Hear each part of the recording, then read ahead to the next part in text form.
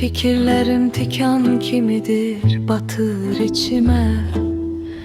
Söze çevrilmez, oturur derinliğe.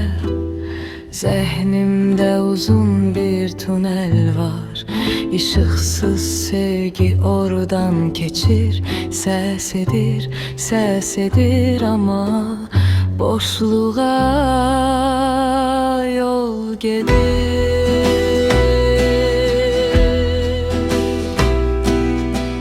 Zayıflığım sınık saat kimidir. Doğru vaxtı gösterməsə belə hələ də işləyir. Sevmək xoşbəxtlik deyil, səssiz bir boşluqdur. Adını çağıranda cavab verməyən quyu kimidir.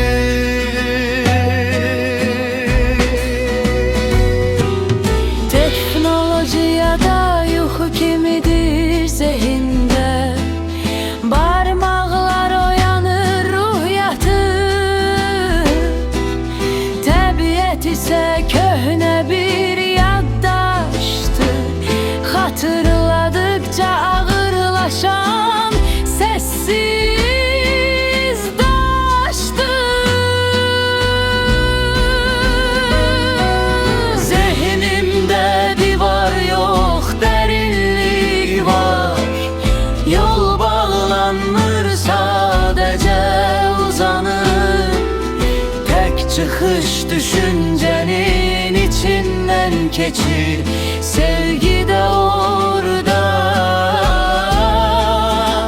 bir parə gizlənir.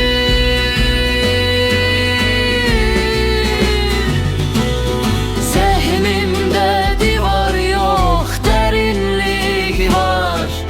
Yol bağlanmır, sadəcə uzanır. Tək çıxış düşüncənin içindən keçir. Sevgi də orada bir parə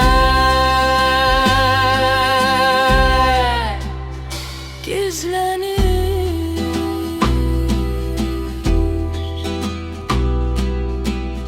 Fikir fikrə toxunur, iz qoymur. Dalğa kimi gəlir, sahil tapmır. Bu dünya içində sərhəd tanımır. Əngəl dediyim şeylər mənim qorxumdur.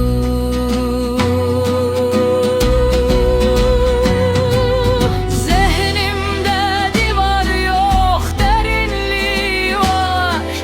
Yol bağlanmır, sadəcə uzanır. Tək çıxış düşüncənin içindən keçir. Sevgi də orada bir parə gizlənir.